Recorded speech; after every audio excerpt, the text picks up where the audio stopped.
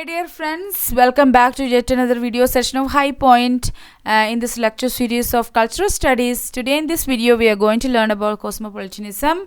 I have mentioned this term in the previous video in which we were looking about the product of consumption, and this is one of the feature of the product of consumption in association with material culture.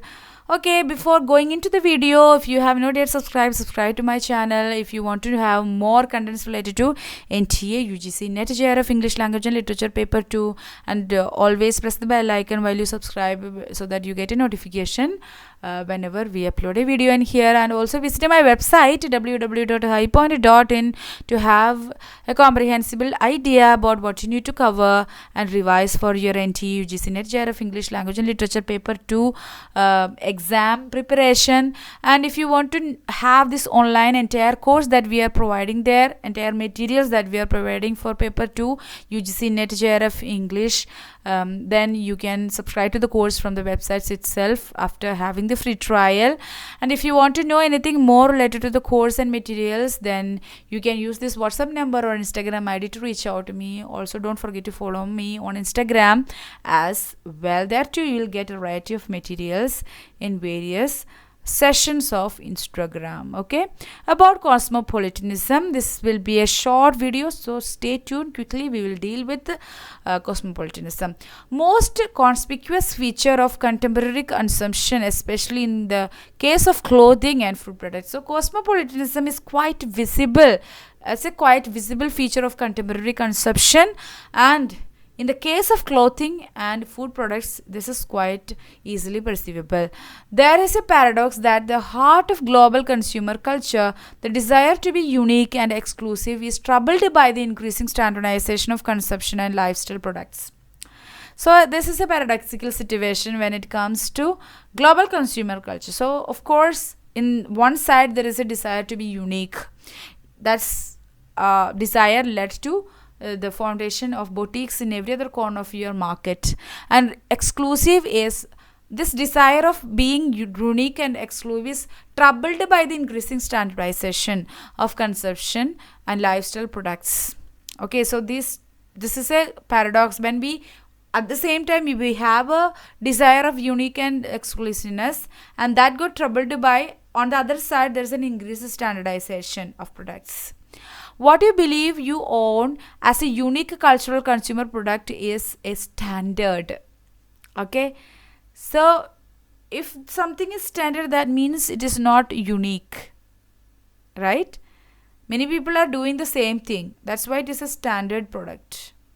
Okay, so when you feel that you own a particular unique cultural consumer product, that means you have a standard. Therefore, the global consumer culture scene is divided between global labels and brands. The boutique proudly labels exclusives. So, global labels and brands means there are immense amount of products, the same products available there, standardized products, and at the same time there are boutiques. They proudly label as exclusive designs. Lifestyle is caught between these two poles. So when you follow a certain kind of lifestyle, what kind of are you consuming global labels or brands, or are you following the exclusive boutique? So lifestyle is caught between these two poles. See how Maggi noodles revolutionized Indian eating habits. So this is a classical example of Maggi, how Maggi got Indianized, how Maggi noodles revolutionized the Indian eating habits. See, they came up with the masala variety of Maggi noodles. They came up with vegetables inside Maggi noodles. So how Maggi noodles revolutionized the eating habits. And Indianized products. So cosmopolitanism is Indianized products. Indianization, see, vernacularization is one of the feature of cosmopolitanism. And culinary multiculturalism of Chinese food in India. That's what happened Maggi noodles, in Maggi noodles. Noodles basically Chinese food. Okay, so culinary multiculturalism. So inside our kitchen you will find a multiculturalism practice when you prepare Maggi noodles with masala feature. Okay, various selling strategies they are applying to in order to sell out Maggi noodles. In the globalized world, transference of cuisine and manufacturing techniques also apparently include a transfer of symbolic meaning. So whenever we acquire this kind of multicultural product, when we transfer cuisine and manufacturing techniques, there is also a symbolic meaning. When you consume those things, we are actually transferring the symbolic meaning as well. The world is also apparently linked by common ideology, caring for its soldiers and Unibic biscuits. So this is an example. See,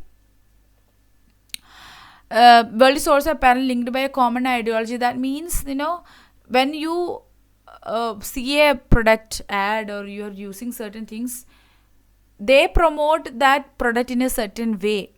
In a common ideology, they'll promote. So, for example, Unibic biscuit, they care about their soldiers. Okay. So, in that packaging, you can see, and in their ads, you can see. Okay. Global brands are now available, even manufactured in India. That's also a feature of cosmopolitanism. Global brands are available and even manufactured in India. In regional places you can find it. As consumerism takes on global dimensions, even as global products get Indianized for Indian users, so they are flavored.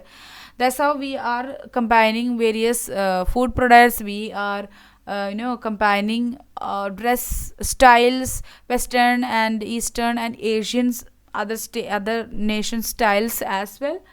So it has a global dimension. Even the global products get Indianized, get vernacularized for Indian users. That's all about cosmopolitanism. Cosmopolitanism is basically, getting a symbolic value. Multiculturalism, Indianization, vernacularization, and availability of global product and the dimensions related to that. All these things comes under cosmopolitanism, and cosmopolitanism is related to the product of consumption. Okay, if you have any queries and questions, do mention that in the comment section, and along with your suggestions to improve my video. And if you like this video, press the like button and also share this to your needy friends and the persons that you know. And also visit my website www.highpoint.in and follow me on Instagram, subscribe to my channel.